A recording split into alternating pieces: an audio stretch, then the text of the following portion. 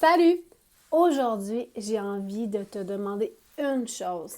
Arrête de t'excuser d'avoir un TDAH ou d'avoir des comportements qui sont dus à ton cerveau neurodivergent. Je suis Amélie, je suis coach TDAH et j'ai envie de t'aider aujourd'hui à te libérer de ce besoin-là de t'excuser sans arrêt.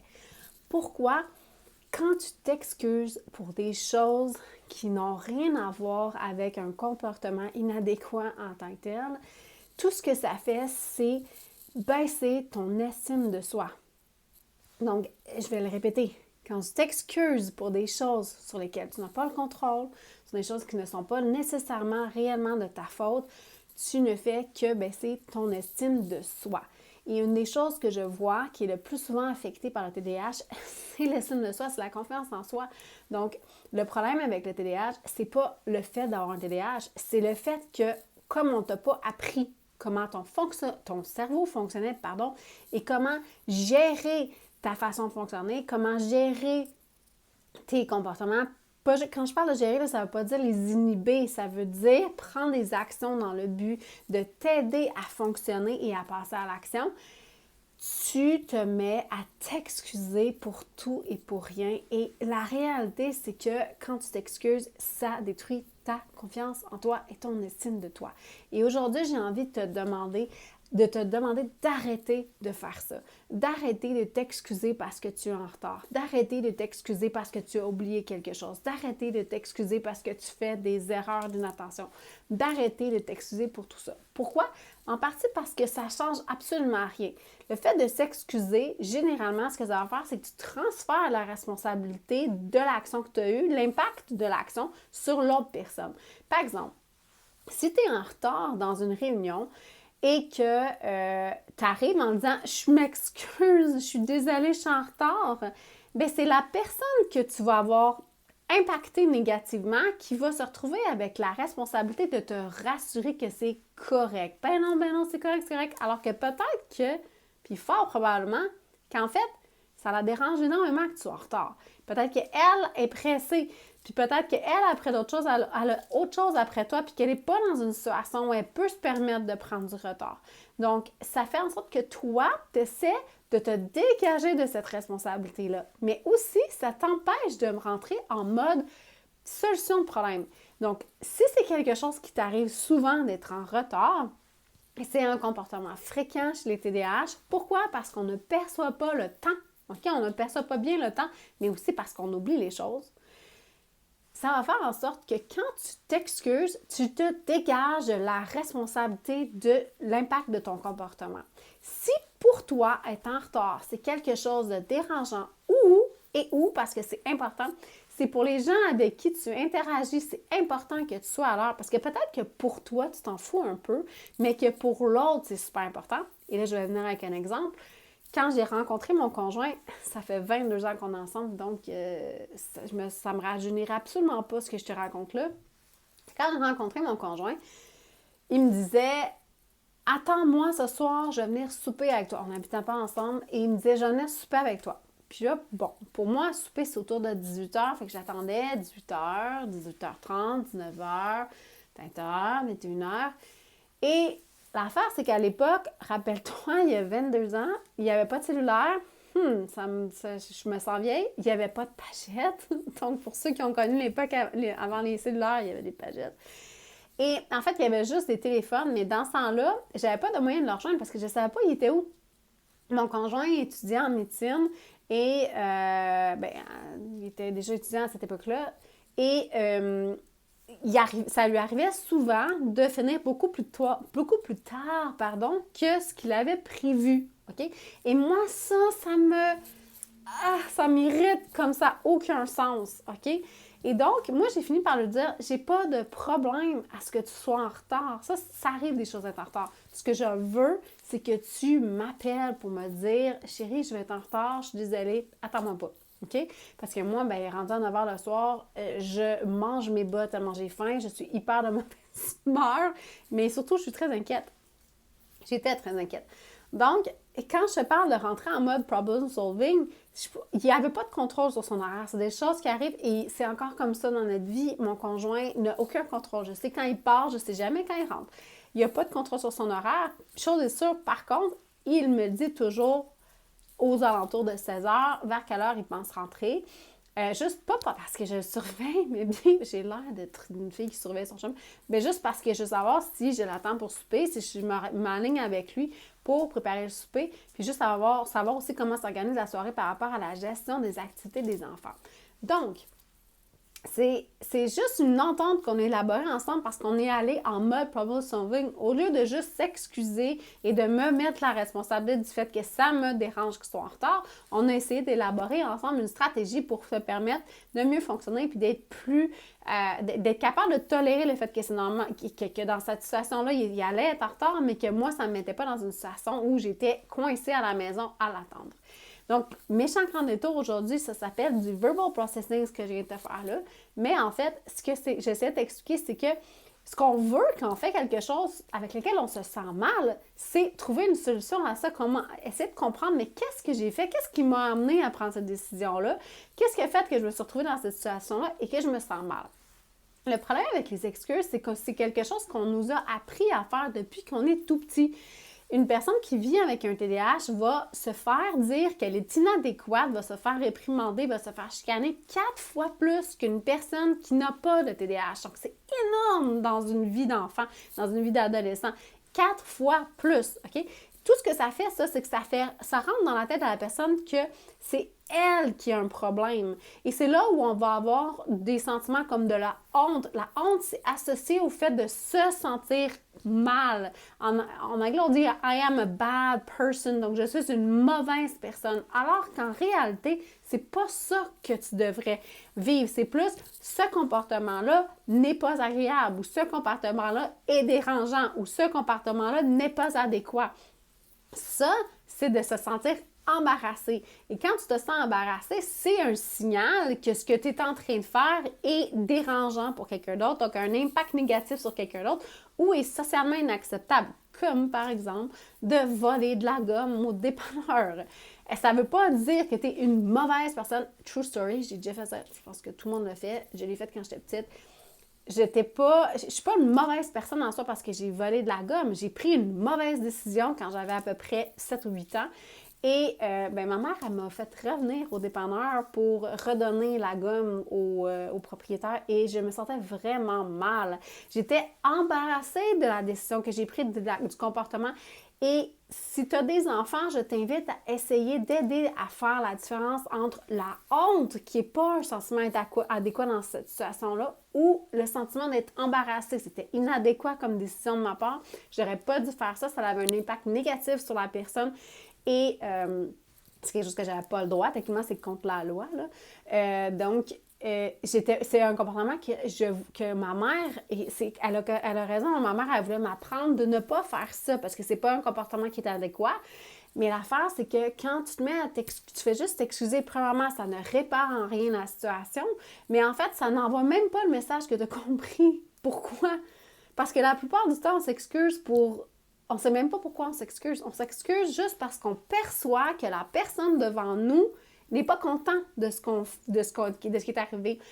En partie parce qu'on est persuadé qu'on doit toujours impacter positivement l'autre personne. Il y a des situations où tu vas faire quelque chose qui fait du sens pour toi, qui fait du sens selon tes valeurs, tes priorités ou qui font du sens selon la situation, qui va faire en sorte que la personne devant toi ne sera pas contente de ta décision. Par exemple, si tu as des enfants, ta job de parent, ce n'est pas de rendre tes enfants contents. Spoiler alert, ici, c'est pas ça ta job. Donc, c'est sûr que tu vas prendre des décisions comme parent qui vont faire en sorte que ton enfant, il sera pas content, OK? Ta job de parent, c'est pas d'avoir uniquement un impact positif sur ton enfant. Ta réalité, là, c'est que tu vas avoir des impacts négatifs sur tes enfants. Ils vont vivre des émotions difficiles, ils vont vivre de la frustration, de la colère, de la peine. ils vont vivre tout ça, OK? Ta job de parent, c'est pas de leur éviter ça. Ta job de leurs parents, c'est de prendre des décisions qui sont saines et éclairées par rapport à tes valeurs et tes priorités et de leur apprendre à naviguer tout ça en réalité. C'est impossible d'avoir un impact 100% positif sur les autres parce que si tu fais ça, mon Dieu Seigneur, que tu piles sur tes besoins et tes envies et toutes tes affaires. Avoir un TDAH, c'est avoir besoin d'utiliser des stratégies, des routines, des moyens d'adaptation qui vont parfois avoir un impact négatif au sens qu'ils vont obliger quelqu'un à faire certaines choses qui n'auraient pas nécessairement envie de faire, mais qui vont le faire parce que c'est nécessaire pour toi. Par exemple, il y a des gens qui sont très sensibles au niveau d'entendre la mastication des autres. Donc, d'entendre quelqu'un mâcher, c'est vraiment dérangeant. Moi, ça ne m'affecte pas, mais ça affecte une de mes filles. Elle est très, très dérangée par ça. Puis, il faut trouver des stratégies pour s'adapter parce que la solution, c'est pas juste de dire « contrôle-toi ». Est-ce qu'elle allait apprendre à faire des efforts pour se réguler? C'est sûr. Mais si on peut trouver ensemble une solution, ça va être beaucoup plus efficace que si la personne qui mastique fait juste s'excuser. Ça donne absolument rien. Donc là, je veux t'amener aujourd'hui, j'aimerais ça que tu prennes le temps, quand tu as envie de t'excuser, de te poser certaines questions. Premièrement, est-ce que je m'excuse parce que je suis en train d'essayer d'influencer la personne dans son jugement de moi? OK, il y a plein de choses qui vont t'amener à t'excuser. Ça peut être, par exemple, culturel. Au Québec, au Canada, on a tendance à s'excuser pour tout, pour rien. Moi, je m'excuse parce que quelqu'un me rentre dedans à l'épicerie alors que c'était moi qui étais là en premier. Je sais pas si tu fais ça, mais je sais pas d'où ça vient, mais je fais ça, moi. Ça peut être, par exemple, parce qu'on essaie d'influencer qu'il y a le people pleasing. Ça peut être par politesse. Quand tu passes, là, quand tu vas au cinéma ou dans un théâtre et que tu dois passer devant les jambes de quelqu'un, est-ce que tu t'excuses? Dans un certain sens, quand je repense à ça, il n'y a aucune raison que je m'excuse. C'est plutôt remercier la personne pour le fait qu'elle te laisse passer ou l'espace qu'elle te donne. J'ai pas à m'excuser. Je fais pas quelque chose de mal. Donc, deuxième question que j'aimerais t'inviter à te poser, c'est est-ce que j'ai fait quelque chose de mal? Est-ce que j'ai brisé des codes moraux, dans le fond? Est-ce que tu as tué quelqu'un? Est-ce que tu as volé quelqu'un? Est-ce que tu as brisé quelque chose de quelqu'un? Est-ce que tu as insulté, agressé, humilié? Est-ce que tu as fait quelque chose de moralement incorrect dont tu juges que tu devais t'excuser? Donc, dans ce genre de situation-là, oui, excuse-toi. Essaie aussi de trouver comment tu peux réparer la situation, puis essaie aussi d'être en mode solution de problème pour comprendre qu'est-ce que tu as fait. Parce que, par exemple, avec le TDAH, on peut avoir tendance à raconter des affaires, faire un peu de gossip, parce que ça nourrit un peu la conversation.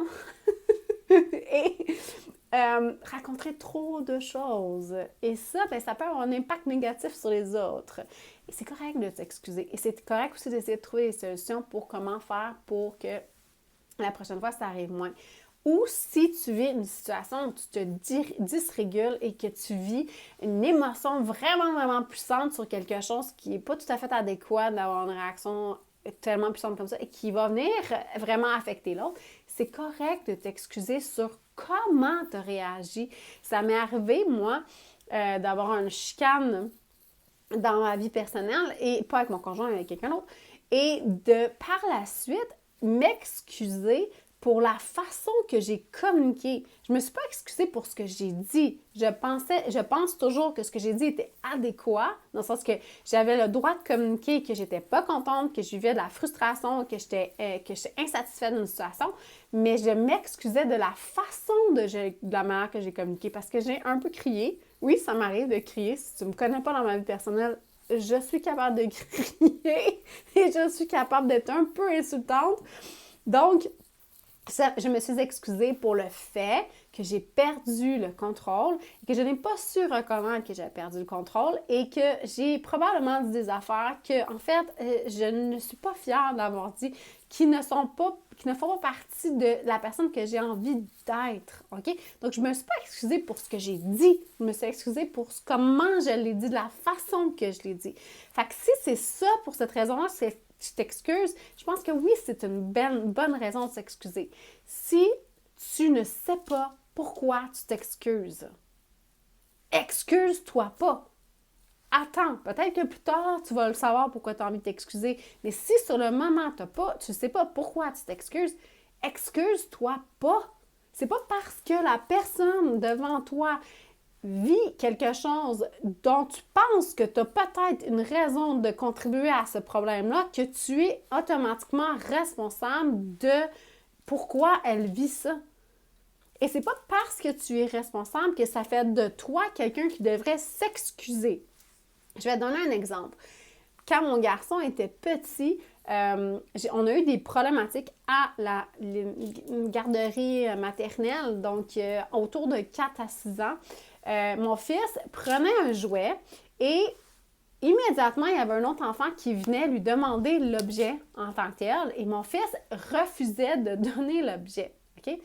Et là, la chicane prenait et bien, ça lui est arrivé de frapper. Je ne suis pas en train de dire que frapper, c'est correct. C'est absolument pas adéquat.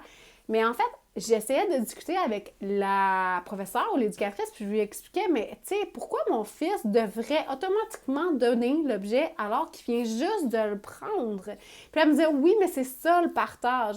Donc, il doit s'excuser de refuser de partager. Et moi, encore aujourd'hui, je pense que c'est faux. Le partage, ce n'est pas le fait que quand quelqu'un te donne quelque chose, je suis obligée de le donner. Le partage, c'est peut-être de trouver une solution, comme par exemple, je viens juste de le prendre, est-ce que c'est possible, est-ce que c'est correct pour toi que je te le donne dans 10 minutes? Ça, c'est partager. Ne pas partager, ça serait dire, je te le donne jamais, je ne veux jamais te le donner. C'est pas ça, en fait, la situation dans laquelle on vivait. C'était vraiment plus le fait que mon fils, quand il prenait un objet, il y a un autre enfant qui le voyait, qui avait envie de le prendre, qui voulait l'avoir, et là, lui, se fâchait. Et moi, je trouve pas ça adéquat qu'il ait à s'excuser. Je trouvais pas ça adéquat, et je trouve pas ça encore adéquat, qu'il avait à s'excuser d'un comportement qu'il refusait. Puis là, l'autre enfant se retrouvait dans une situation où il était très frustré de ne pas avoir le jouet. Je comprends, il a le droit d'être très frustré, mais ça ne veut pas dire que mon fils est dans l'obligation de donner. Et quand je dis ça par rapport à mon fils, je dis pas ça parce que c'est mon fils, moi c'est ce que je pense pour tous les enfants. Si mon fils veut avoir un jouet et que l'autre ami vient juste de le prendre, c'est pas parce que mon garçon communique le fait qu'il aimerait avoir le jouet que l'autre ami est dans l'obligation de lui donner. Et l'autre ami n'a pas à s'excuser de son refus. Il a le droit de s'excuser. Il va avoir un impact négatif au niveau de mon fils, en sorte que ça va être une émotion difficile qu'il va avoir à vivre, mais ça fait partie de la vie. On ne peut pas avoir tout ce qu'on veut tout le temps. Donc, ça ne veut pas dire que parce que ce que tu prends comme décision a un impact désagréable pour l'autre, puis je pense que c'est mieux désagréable que négatif au final en y réfléchissant, ça ne veut pas dire que tu es en tort et ça ne veut pas dire que c'est à toi de t'excuser. Puis je vais pousser encore plus la réflexion aujourd'hui. Tu as un déficit d'attention. Un déficit d'attention, par définition, c'est un handicap. OK? Donc, tu vas avoir besoin de routines, de stratégies, de techniques, de support que quelqu'un qui n'a pas de déficit d'attention n'aura pas besoin. Et tu n'as pas à t'excuser pour ça. OK? Tu n'as pas à t'excuser de mettre des limites. Tu n'as pas à t'excuser de dire, ben moi, j'ai besoin de X, Y, Z pour fonctionner. Tu n'as pas à t'excuser pour dire, par exemple, que tu fais des choix qui sont différents des autres dans le but de bien fonctionner. Tu n'as pas à t'excuser de prendre la médication ou de ne pas en prendre. Tu n'as pas à t'excuser de mettre des limites, de faire des choix, d'avoir des besoins qui sont différents. Tu n'as pas à t'excuser, par exemple, d'avoir à mettre des étapes supplémentaires dans certaines des choses que tu vas faire. Tu n'as pas à t'excuser d'avoir des horaires qui sont peut-être un petit peu plus rigides. Tu n'as pas à t'excuser du fait que pour fonctionner, pour atteindre tes objectifs, pour réussir à être bien, tu vas avoir à faire des choix qui sont différents. Donc, j'espère que la discussion d'aujourd'hui va t'aider à faire la paix avec le fait de t'excuser sans arrêt. Répète-toi que t'excuser, ça ne répare rien, que ce n'est pas bon pour ta confiance en toi. Donc, quand on utilise le mot « je m'excuse », utilise-les pour les bonnes raisons et surtout demande-toi, la dernière chose que tu peux peut-être te demander, c'est est-ce que je pourrais dire merci à la place? Donc, est-ce que ce que tu as envie de communiquer, en fait, c'est plutôt de remercier la personne pour ce qu'elle a fait pour toi ou pour la contribution ou pour l'acceptation de ton défi et de tes besoins d'adaptation. Donc, sur ça, j'espère que tu vas avoir une très belle semaine. Si tu as apprécié l'épisode, je t'invite à me laisser un commentaire. Tu peux m'en laisser sur Spotify, tu peux m'en laisser sur YouTube, tu peux m'en laisser aussi sur Apple. Je les lis tous. J'apprécie énormément. Si tu partages cet épisode, ça m'aide aussi à faire connaître le TDAH chez des gens, soit qui en ont un, soit qui vivent avec des gens qui ont un TDAH pour mieux les comprendre. Et je te souhaite une très belle semaine.